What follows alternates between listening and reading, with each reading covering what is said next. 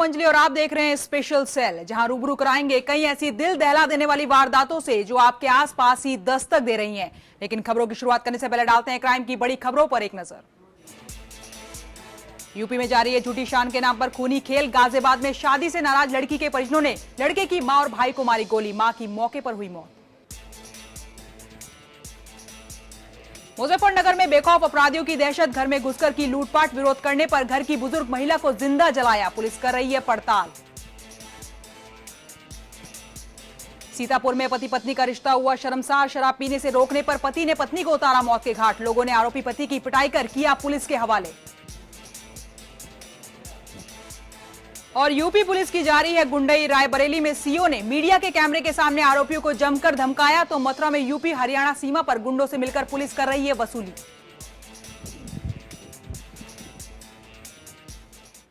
चलिए सबसे पहले जिक्र गाजियाबाद के एक ऐसे प्रेमी जोड़े का जो खौफ के साए में जीने को मजबूर है। जी हां, इस प्रेमी जोड़े को प्यार करने की ऐसी कीमत चुकानी पड़ी जिसे सुनकर आपकी भी रूह कांप जाएगी। जी हां, शादी के बाद से ही लड़की के परिजन इनकी जान के दुश्मन बन गए और हद तो तब हो गई जब लड़की के परिजनों ने उसके ससुराल पर हमला करते हुए सास और देवर को गोली मार दी, जिससे सास की मौके पर ही मौत हो गई, जबकि देवर की हालत अभी तक गंभीर बनी हुई है।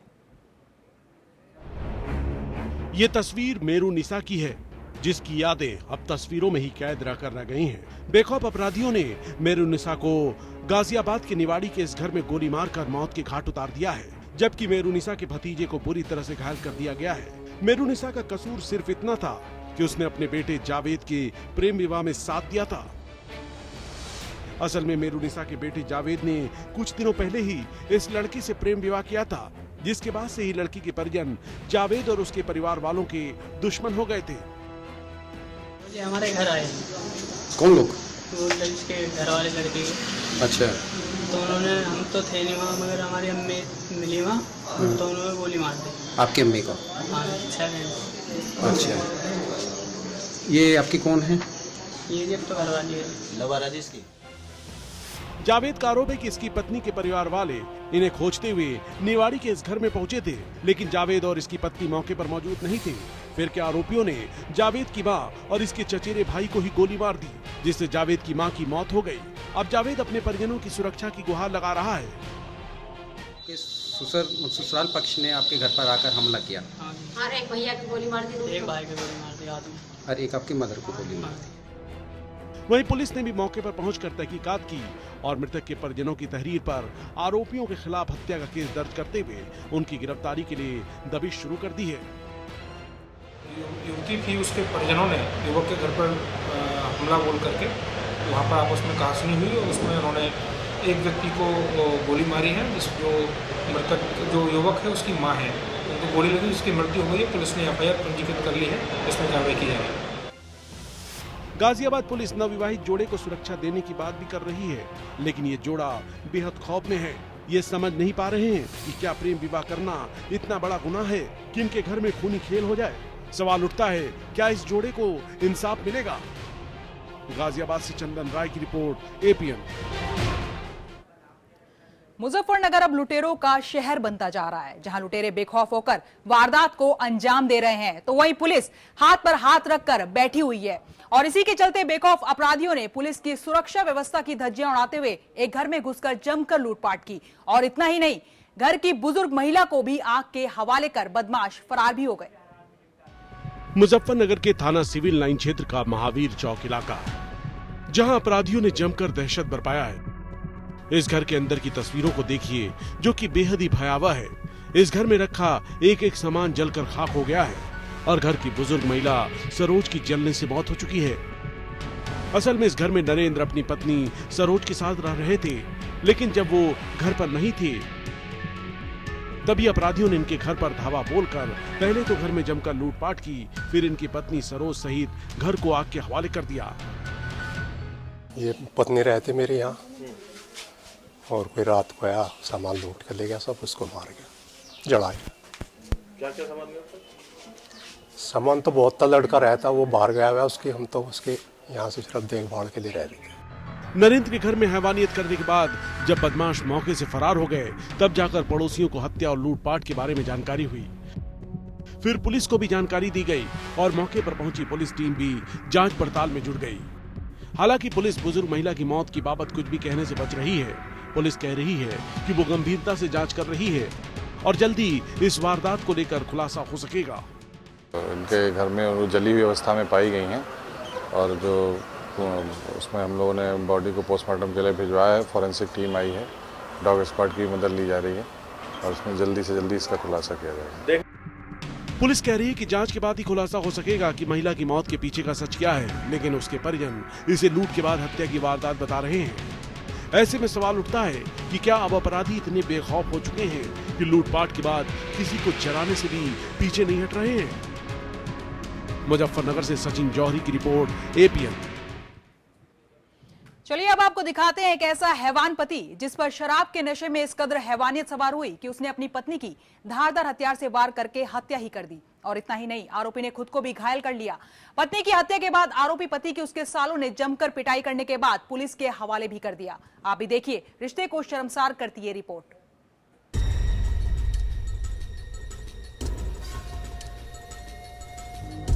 सीतापुर के शहर कोतवाली के इस घर में एक महिला की बेरहमी से हत्या के बाद दहशत का माहौल है। महिला का नाम रेशमा था और उसकी हत्या का आरोप उसके पति राजू पर है। बताया जा रहा है कि राजू अक्सर शराब पीकर पत्नी रेशमा से मारपीट किया करता था, जबकि रेशमा उससे शराब छोड़ देने की गुहार लगाती रहती थी। लेकिन राजू बजाय शराब छोड़ने के रेशमा का ही कातिल बन बैठा।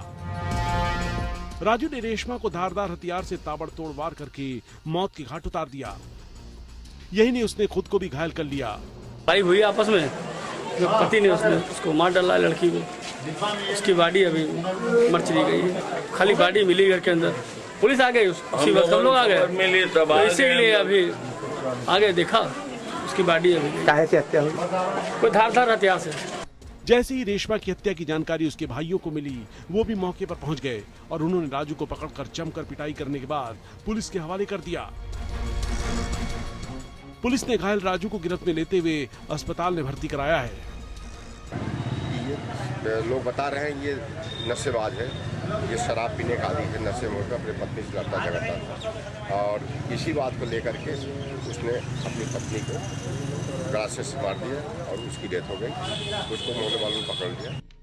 जिस तरह से सीतापुर में एक पति ने शराब की खातिर पत्नी को मौत की घाट उतारा है, उससे साफ हो जाता है कि किस तरह से लोग शराब के लिए कुछ भी करने पर आमादा रहते हैं और जब तक उनका नशा खत्म होता है तब तक उनका परिवार भी उजड़ जाता है और उनके पास पछताने के सिवाय कुछ नहीं रह जाता। सीतापुर से मोहम्मद समीर की रिपोर्ट, APN। और शामली पुलिस ने किया एक बड़ा खुलासा। 30 जून को ही ट्रांसपोर्टर सुनील की हत्या की गुत्थी सुलझाते हुए पुलिस ने 2 आरोपियों को गिरफ्तार कर लिया है। आरोपियों में से एक क्रिकेटर प्रवीण कुमार का चचेरा भाई है, जिसने पुलिस को बताया कि कमीशन की रकम के लिए उसने ट्रांसपोर्टर की गोली मारकर हत्या कर दी थी।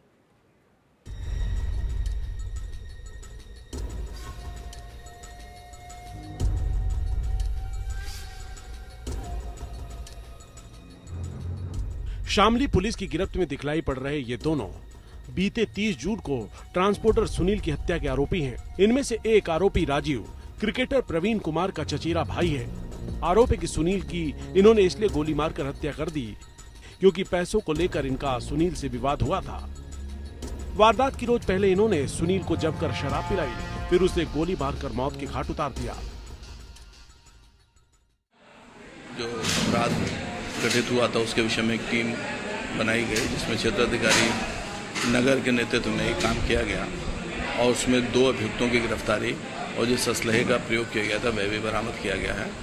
इन अभियुक्तों के द्वारा उस घटना घटित होने के उपरांत एक कार को भी छीना गया था, वह कार भी बरामद की गई उनकी निशानदेही पर और ये जो है इनका प्रीवियस रिकॉर्ड पता लगाया जा रहा है। सुनील की हत्या में तीसरा आरोपी अभी फरार है, जिसकी गिरफ्तारी के लिए पुलिस दबिश दे रही है। असल में इन्हें बुधवार की सुबह एक कार चोरी के मामले में गिरफ्तार किया गया था, लेकिन जब इनसे कड़ाई से पूछताछ की गई तो इन्होंने ट्रांसपोर्टर की हत्या की बात भी कबूल ली।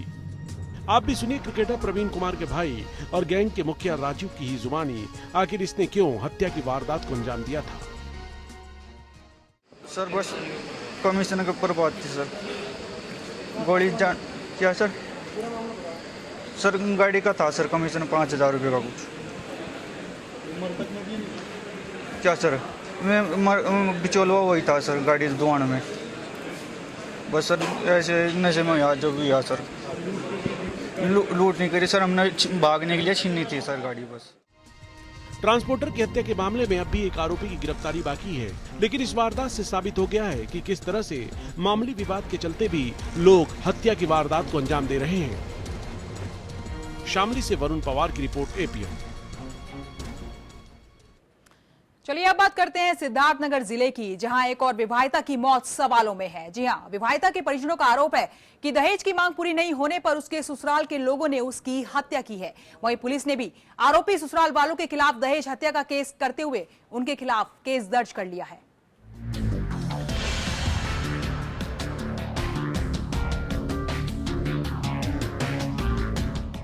सिद्धार्थनगर में एक बार फिर एक बेटी के सपनों का अंत हो गया है। जिस बेटी को लाख तमन्नाओं के साथ उसके मायके वालों ने ससुराल भेजा था, उसी ससुराल में उसकी संदिग्ध हालत में मौत हो गई है। मृतक विवाहिता का नाम सीमा था और उसकी लाश परसा गांव के ससुराल में पंखे से लटकती हुई मिली है। सीमा के मायके वालों के मुताबिक शादी के बाद से ही दहेज की मांग की जा रही थी और जब दहेज की मांग पूरी नहीं हुई तो सीमा को मारकर फांसी के फंदे पर लटका दिया गया। मोटरसाइकिल मांग रहे थे, 1 लाख रुपया मांग रहे थे, नहीं दे पाए। इसी नाते हमारे लड़की को मार करके और छत में लटका दिए। हमको सर न्याय चाहिए। दहेज मांग रहे थे और दहेज न देने से हम हमारी लड़कियों को मारकर छत में लटका दिए। मौके पर पहुंची पुलिस ने सीमा की लाश का निरीक्षण करते हुए उसे फांसी के फंदे से नीचे उतारा और फिर पोस्टमार्टम के लिए भेजा। यही नहीं, पुलिस ने आरोपियों के खिलाफ दहेज हत्या का केस दर्ज करते हुए सीमा की सास को भी गिरफ्त में ले लिया है। उसके ससुराल में वहाँ कमरे के अंदर इसकी लाश मिली थी और उस पे लटका हुआ, फांसी पे लटका हुआ। अब ये इस पे मुकदमा पंजीकृत कर लिया गया है और ये जांच करके इसमें और विधिक कार्रवाई करेंगे। पुलिस मृतक सीमा के पति और ससुराल के बाकी लोगों की गिरफ्तारी के लिए दबिश दे रही है। सवाल उठता है कि आखिर दहेज को लेकर होने वाली हत्याओं का दौर कब थमेगा। सिद्धार्थनगर से अंकित कुमार की रिपोर्ट एपीएन। आखिर क्यों मेरठ की एक युवती खौफ के साए में जीने को मजबूर है, दिखाएंगे इस ब्रेक के बाद।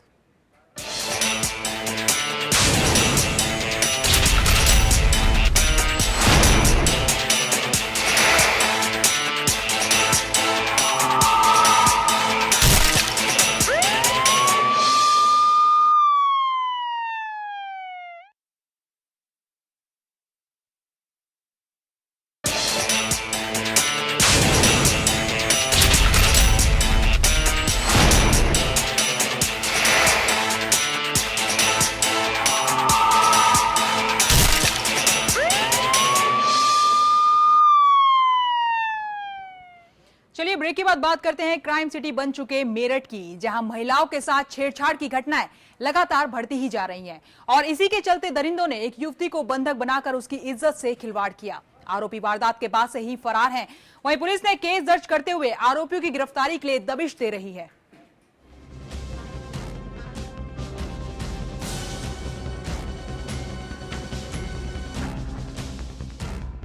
मेरठ के थाना किठौर की रहने वाली ये युवती डरी हुई है।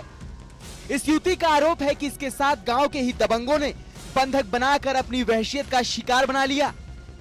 बाद में आरोपी इसे बदहवास हालत में छोड़कर फरार भी हो गए। बाद में ये युवती किसी तरह अपने परिजनों की मदद से मेरठ के एसएसपी के पास शिकायत लेकर पहुंची। एसएसपी ने इसकी आपबीती सुनने के बाद जांच पड़ताल शुरू कर दी है। किठौर में एक प्रकरण है, एक युवती से बलात्कार का मुकदमा लिखाया गया है जो 3 लोगों के खिलाफ है। लेकिन इसमें ज्ञातव्य भी है कि जो दोनों पक्ष हैं उनमें पहले से भी मुकदमेबाजी चल रही है, इसलिए पुलिस समस्त पहलुओं को देखते हुए इसमें छानबीन करके अंतिम निष्कर्ष पर पहुंचे। एसएसपी के आदेश के बाद युवती का मेडिकल कराया गया है। यही नहीं, 3 नामजद आरोपियों आलम, यूसुफ और अदनान के खिलाफ केस दर्ज कर लिया है और उनकी गिरफ्तारी के लिए भी कई टीमों को लगाया गया है।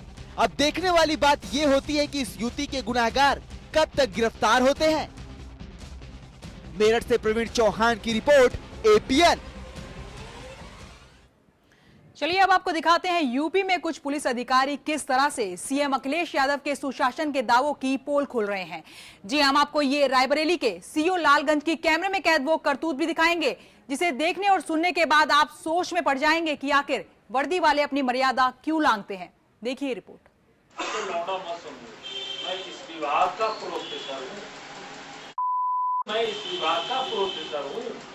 सुना आपने, ये कोई आम इंसान नहीं है, ये तो रायबरेली जिले के सीओ लालगंज देशराज हैं। लेकिन देखिए किस तरह से ये पत्रकारों की मौजूदगी में ही अपनी शेखी बगार रहे हैं। और जो आज काम कर रहा हूँ यही मैं 75 में भी कर रहा था। 40 साल हो गए, 40 साल हो गए हमको यही काम करते। तुम को डुबो के मारे। देखिए किस तरह से ये कह रहे हैं कि इनसे बड़े से बड़े अपराधी खौफ खाते हैं। यही नहीं, इन्होंने कई अपराधियों का इनकाउंटर भी किया है। इस जनपद के कई इनकाउंटर मेरे हाथ से हुए हैं। नहीं मालूम है तो डलबो में मालूम कर लो बंसी कैसी किसने मारा है। दरअसल रायबरेली के लालगंज थाना क्षेत्र में बीते 27 जून को एक युवक की लाश मिली थी, जिस मामले में लालगंज के सीओ देशराज ने आरोपियों की गिरफ्तारी करते हुए प्रेस कॉन्फ्रेंस का आयोजन किया था। लेकिन मीडिया के कैमरे और तमाम पत्रकारों के सामने ही देशराज के बड़बोले बोल सामने आ गए। ये आरोपियों को धमकाते हुए कहने लगे कि ये पुलिस विभाग के प्रोफेसर हैं और जनपद में कई एनकाउंटर इन्होंने ही किए हैं। यही नहीं, सीओ देशराज ने उन लोगों के नाम भी गिनाए जो इनकी गोली का शिकार हुए हैं। इस जनपद के कई इनकाउंटर मेरे हाथ से हुए हैं। नहीं मालूम है तो डलबो में मालूम कर लो बंसी कैसी किसने मारा है। बनवारी को कितने जरूरत है दोनों। सवाल उठता है, क्या इस वर्दी वाले को सूबे के मुखिया अखिलेश यादव के उस फरमान की भी फिक्र नहीं जिसमें पुलिस वालों को हद में रहने की हिदायत दी गई है। सवाल उठता है कि आखिर अपने बड़बोले बोल से सीओ देशराज क्या साबित करना चाहते हैं। सवाल ये भी उठता है कि जब कैमरे के सामने ही इस तरह से पुलिस गुंडई दिखाती है तो फिर कैमरे के पीछे क्या कुछ नहीं करती होगी। रायबरेली से रोहित मिश्रा की रिपोर्ट, एपीएन। वहीं मथुरा के यूपी हरियाणा सीमा पर सामने आया अवैध वसूली का काला कारोबार जो धड़ल्ले से जारी है। जी हां, पुलिस की वर्दी में लुटेरे निजी वाहनों से गुंडा टैक्स की वसूली कर रहे हैं। गुंडों के साथ मिलकर पुलिस की ये गुंडागर्दी निजी वाहन मालिकों के लिए एक चिंता का सबब बन रही है। लेकिन अब इन पुलिस वालों की कारगुजारियां कैमरे में कैद हो गई हैं। हाईवे पर खाकी की गुंडागर्दी, पुलिस वाले करते हैं गुंडा टैक्स की वसूली। खाकी का धौंस दिखाकर पैसा वसूली, सड़क पर वर्दी वाले लुटेरे। अरे पैसा भैया एडवांस होता है। ये हैं यूपी पुलिस के गुंडे जिनका काम है वसूलना गुंडा टैक्स। इनकी धाक इतनी है कि मजाल कोई बिना इनकी इजाजत के ये बैरिकेटिंग पार कर ले। ऐसा लग रहा है कि सरकार की सबसे ज्यादा चिंता इन्हीं को है। गाड़ियों से दिन भर टैक्स वसूलने का काम धड़ल्ले से कर रहे हैं। लेकिन अब कैमरे में कैद हो गई है वर्दी वाले लुटेरों की गुंडागर्दी। ये है यूपी हरियाणा रोड पर स्थित कोटवन थाना, जो गढ़ है इस टैक्स के काले धंधे का। जहां हरियाणा से आने वाली हर एक प्राइवेट गाड़ी को यहां हाजिरी लगानी होती है। इन पुलिस वालों की जेब गरम करनी होती है। हर गाड़ी को नतमस्तक होकर गुजरना होता है, नहीं तो वर्दी वाले गुंडे धमकाते हैं। अरे पैसा भैया एडवांस होता है। डंडे के दम पर डराते हैं। बिना टैक्स दिए इस हाईवे पर सफर करना नामुमकिन हो जाता है। गुंडा टैक्स वसूली का ये गोरख धंधा बदस्तूर जारी है। बेरोक टोक पुलिस की वर्दी के रौब का इस्तेमाल कर लाखों की काली कमाई की जा रही है। पुलिस की वर्दी में ये गुंडे काम कर रहे हैं, उनका जिनसे पुलिस का 36 का आंकड़ा होना चाहिए। ये पुलिस प्रदेश के लोगों से ज्यादा गुंडों की सेवा करती है। भले ही प्रदेश में अपराधी खुले घूम रहे हैं, कानून व्यवस्था बदहाल है, लोग अपने घरों में ही महफूज नहीं हैं, लेकिन इनको कोई फिक्र नहीं है। अब अगर पुलिस ही इस तरह से गुंडों का साथ देकर गुंडागर्दी करेगी तो आम जनता किसके भरोसे जिएगी? कौन करेगा प्रदेश की रखवाली? पुलिस तंत्र पर कौन करेगा भरोसा? कैसे सुधरेगी कानून व्यवस्था? मथुरा से हरेंद्र चौधरी की रिपोर्ट, एपीएन। चलिए अब एक नजर आज की क्राइम फाइल्स पर। गाजियाबाद के खोड़ा इलाके में पब्लिक ने एक चोर को पीट कर मौत के घाट उतार दिया। वहीं आरोप पुलिस पर भी लग रहे हैं कि सूचना देने के बावजूद पुलिस 1 घंटे की देरी से घटनास्थल पर पहुंची। वहीं कानपुर के लॉरी पार्क के पास 28 जून को हुई हत्या में आक्रोश थमने का नाम नहीं ले रहा। लोगों ने शहर कांजी के नेतृत्व में रोड जाम कर पुलिस के खिलाफ प्रदर्शन किया। लोगों की मांग है कि हत्या के आरोपियों को तुरंत गिरफ्तार किया जाए। वहीं रायबरेली में करीब 50 ग्राम स्मैक के साथ 5 छात्रों को पुलिस ने गिरफ्तार किया है। गिरफ्त में आए सभी छात्र ग्रेजुएशन के हैं। संत कबीरनगर जिले में नगर पंचायत की तरफ से कराए जा रहे पुलिया और सड़क निर्माण कार्यों में 10 वर्ष से लेकर 12 वर्ष के बच्चों से मजदूरी कराए जाने का मामला सामने आया है। इस मामले में जिलाधिकारी डॉक्टर सरोज कुमार ने जांच के बाद दोषी ठेकेदारों और नगर पंचायत कर्मियों के खिलाफ कार्रवाई की बात की है। वहीं प्रतापगढ़ के कोलाहल गांव का एक युवक राम पूजन मिश्रा, जो पिछले 3 दिनों से पुलिस की सरकारी इंसाफ राइफल लेकर भाग गया था और इस इलाके में कई दिनों से घूम कर धौंस जमा रहा था। किसी तरह पुलिस राम पूजन के पास पहुंची, लेकिन वो इंसाफ राइफल छोड़कर फरार भी हो गया। वहीं सहारनपुर पुलिस ने सुपारी किलर गैंग के 4 अभियुक्तों को गिरफ्तार कर उनके पास से एक पिस्टल और एक देसी तमंचा भी बरामद किया है। कानपुर देहात पुलिस ने 2 दिनों में 180 पेटी शराब की बरामदगी नेशनल हाईवे से की है। अवैध शराब को कहां से लाया जा रहा था और कहां इसे बेचना था, इस बात की जानकारी आबकारी विभाग सहित जिले की पुलिस भी नहीं बता पा रही है। वहीं कानपुर में एक सिपाही के घर हुई लाखों की ज्वेलरी चोरी के मामले में पुलिस ने उसके भतीजे को गिरफ्तार कर लिया है। बड़े ही फिल्मी अंदाज में सिपाही के घर चोरी की वारदात हुई थी। पुलिस ने चुराई गई ज्वेलरी भी बरामद कर ली है। वहीं मेरठ क्राइम ब्रांच की टीम ने 5 शातिर बदमाशों को धर दबोचा है। गिरफ्त में आए बदमाशों के पास से टीम ने 2 पिस्टल और 11 तमंचे भी बरामद किए हैं। मुरादाबाद के थाना कटघर में 18 जून को एक कैंटर में लूट के मामले में 5 लुटेरों को गिरफ्तार कर लिया गया है। इनके पास से लूट के माल के साथ चोरी की एक कार भी पुलिस ने बरामद कर ली है। पुलिस इनके फरार साथियों की तलाश भी कर रही है। वहीं बलिया के रसड़ा कोतवाली इलाके में इंडियन ऑयल के पेट्रोल पंप पर फिल्मी स्टाइल में लूट की घटना को अंजाम देने के बाद सभी बदमाश मौके से फरार भी हो गए। बताया जा रहा है कि बदमाश 2 गाड़ियों में सवार होकर आए थे। केबिन के अंदर से नोटों का भरा बैग लेकर चलते बने।